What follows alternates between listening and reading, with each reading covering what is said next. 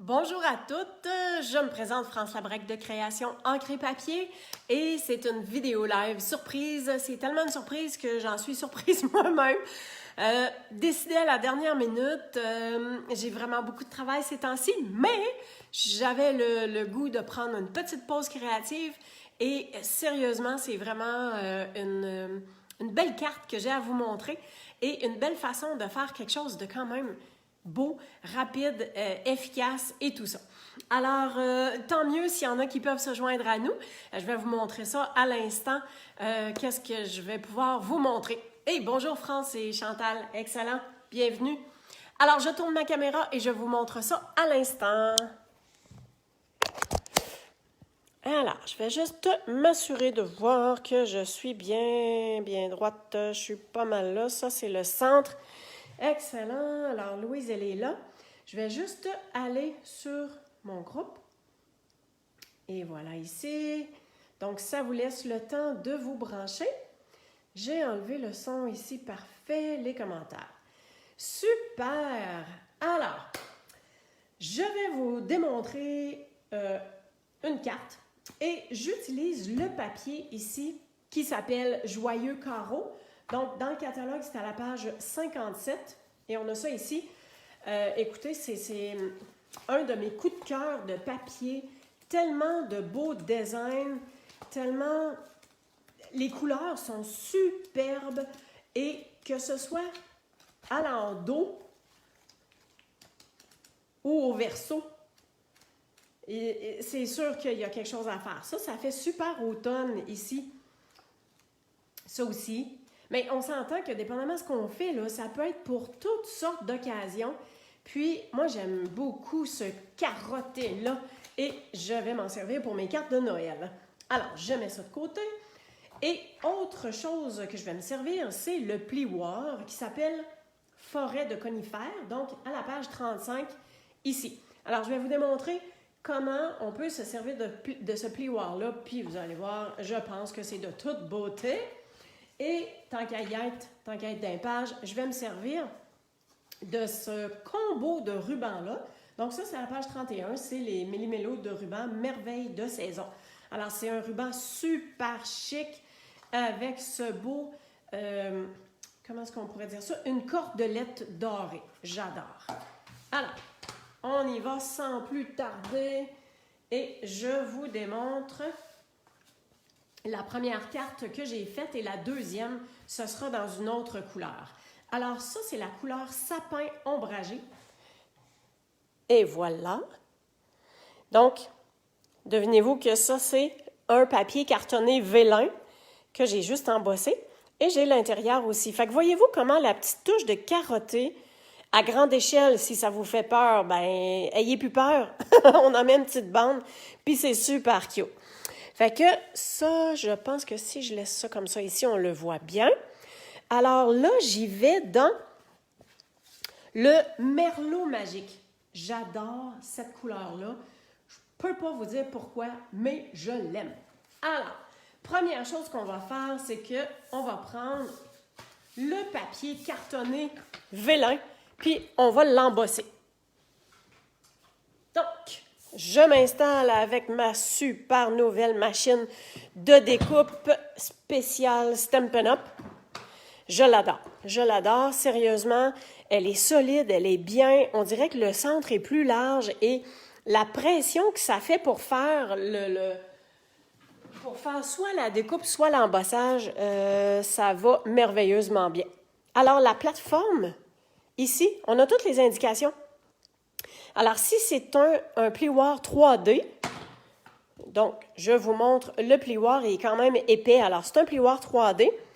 Tout ce qu'on a à utiliser, c'est la plaque de base qui est la numéro 1, celle-ci. Puis, on a la numéro 4, la plaque numéro 4. Et c'est tout ce qu'on a à faire. Alors, je positionne, je vais mettre mon papier vélin à l'intérieur. Puis là, ben, c'est à moi de voir jusqu'où je veux que les arbres aillent.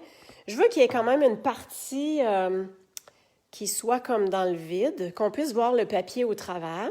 Donc, je mets ça comme ça, je mets ma plaque par-dessus, je fais ma sandwich Et je passe ça dans la machine. Ça va super bien. Et regardez-moi ça, ce que ça fait. C'est-tu pas beau, hein? Là, je vais le passer sur le rebord de ma table pour enlever un peu le petit tourniquet, le rond, le pli que ça donne. Mais on pourrait aussi, je vais mettre ça ici en dessous, là. Regardez ça. On pourrait très bien mettre, je vais le faire. Hein, tantôt, j'ai fait ma carte, je l'ai mis dans ce sens-là. Et, regardez, si je le mets comme ça vient faire comme les arbres qui ressortent encore plus. Donc, ça donne un autre look. Fait qu'ici, on voit peut-être un peu plus les détails. Puis ici, on voit plus le 3D qui ressort. Alors, les deux sont très, très bons. Oui, effectivement, France, on peut passer du papier vélin dans des plioirs et on s'entend-tu que l'effet est de toute beauté parce que ça vient, tu sais, le blanc ressort, c'est super beau. Alors, cette machine-là, quand vous l'achetez, vous n'avez pas besoin de vous soucier de quelle plaque vous aurez besoin parce que tout vient avec. Alors, vous avez les plaques pour pouvoir faire les découpes aussi. Alors, moi, je vous suggère c'est un très bon investissement et je vous le suggère fortement. OK, alors, j'ai mon papier vélin. Je vais juste rouler. Là, je sais que vous n'avez pas pu voir, mais sur le bord de ma table, là, je viens juste comme rouler un tout petit peu. OK, alors, avant de poursuivre, je vais tout simplement... ça, c'était pour le bas, hein, je pense. Donc, l'intérieur de la carte, je vais avoir ce petit carton-là avec la bande de papier à motif que c'est coordonné. Donc, j'en remets une à l'intérieur. Mon autre carte, j'ai mis une bande comme ça ici parce que j'avais déjà cette retaille-là. Fait qu'au lieu de dire « Ah, elle n'est pas tout à fait assez longue » et de couper un autre morceau, ça entrait tout simplement sur le rebord comme ça. Fait que c'est super cute. Fait que allez-y avec ce que vous avez, puis cassez-vous pas la tête avec le fait de peut-être dire « Ah, c'est pas tout à fait la bonne grandeur ». Des fois, oui, là, mais il y a d'autres fois que ça peut très, très, très, très bien faire l'affaire. Alors, je viens juste mettre ma petite bande sur le côté comme ça. Je m'assure qu'on est bien droite, comme ça ici. Et je viens juste couper l'excédent, comme ça. Ah oui, je voulais étamper, étant donné que j'ai un plioir et j'ai le papier à motif. Donc, je n'avais pas d'étampe. Voici ce que je me suis servi, en fait, pour mes vœux. Pour le vœu, je me suis servi de pétales de poinsettia. Donc, c'est vraiment un coup de cœur. J'essaie de ne pas m'en servir tout le temps. Il y a les découpes qui viennent avec. Et je me suis fait déjà... oui, ça glisse. Je me suis fait déjà des préparatifs pour être sûre que quand j'aurai l'inspiration, j'aurai déjà mes étampes de fête. Et j'ai beaucoup de vœux comme ça, déjà étampés, embossés à la poudre blanche et chauffés. Alors, j'ai juste à me servir quand j'ai besoin d'un vœu. Fait que ça, c'est une belle préparation qu'on peut se faire. Et même pour cette carte-là ici, alors à l'intérieur, je suis venue utiliser, il y a des petits arbres comme ça ici. Donc, j'ai utilisé ces petits arbres-là. J'ai fait la même chose sur l'enveloppe. Et donc, ce que je vais faire, je trouvais que si j'avais à étamper avec le merlot magique des arbres mauves, tu sais, genre Bourgogne, c'était pas terrible. Mais dans ce jeu d'étampes-là, qui s'appelle Snowfront, on a une belle petite maison. Fait que c'est la maison que j'ai décidé d'étamper. Alors, je l'ai déjà fait sur l'enveloppe. Regardez ça comment c'est cute. Super mignonne. Et il me reste juste à la mettre sur mon intérieur de carte. Et donc, je vais la mettre tout juste ici. Voilà. Tout simplement.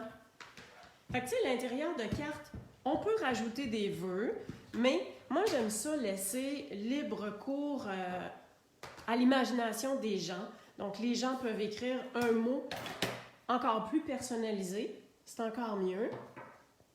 Et c'est à leur goût, fait que si jamais j'avais mis un vœu, peut-être qu'il y en a qui auraient dit « Ah, c'est pas tout à fait ça que je veux te dire. » Et donc, on met un vœu sur la carte et le reste, c'est libre aux personnes qui offrent la carte de rajouter quelque chose de vraiment personnalisé. Alors, on essaie d'être droit avec la colle blanche que j'adore. Ça nous laisse le champ libre pour vraiment se repositionner si jamais c'est pas droit. Tiens, je pense que je suis pas mal correct. Fait que c'est super cute. Fait que ça ici, ça vient rejoindre le papier uni et ça donne une belle finition. OK, pour le dessus maintenant, j'ai déjà mes arbres. Et si je décide de le mettre dans ce sens-là, je vais venir mettre ma bande de papier tout simplement. Alors ça, je peux coller ça tout de suite.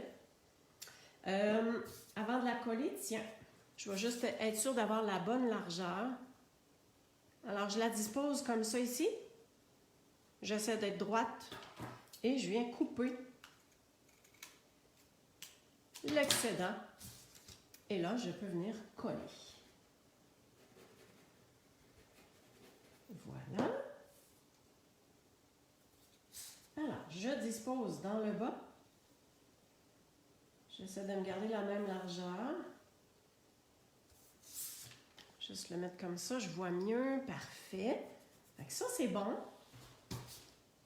Et pour coller le papier vélin, sans voir nécessairement à travers au niveau de la colle, moi, je vous suggère de prendre les points de colle et on vient mettre ça comme en dessous de où est-ce que c'est embossé. Alors, ça va être à peine visible. Comme ça ici. J'ai pas besoin d'en mettre vraiment plus. Et ma colle, je peux la mettre en dessous ici. Mais là, je suis en train d'oublier que je voulais rajouter la cordelette.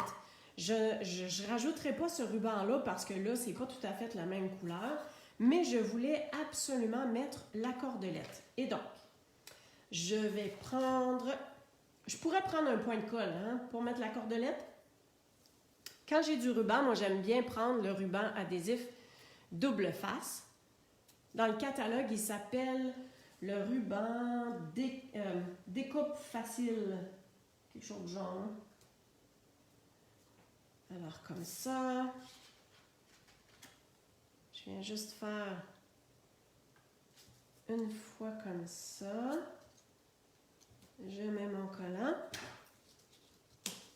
Coupe. Alors, j'ai juste un comme ça et ouais, c'est pas facile à en faire. La cordelette, là, c'est comme ça glisse. Alors, je vais quand même faire une boucle, puis on va essayer que ça tienne. Donc, je fais mes 2 oreilles de lapin. Je croise les oreilles de lapin et une des oreilles de lapin que je passe dans le petit trou. Voilà, c'est la façon la plus simple et la plus facile de faire des boucles.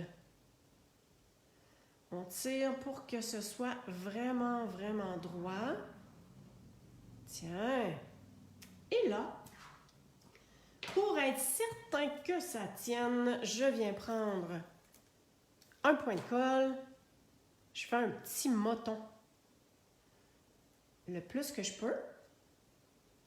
Et je vais venir mettre ça en dessous. Où est-ce qu'on a eu notre croisement de fil, le nœud et tout ça. Et je peux venir coller ça. Comme ça ici. Tiens. C'est sûr que ça se peut que le petit point de colle, le moton qu'on a fait, qu'il soit un petit peu visible.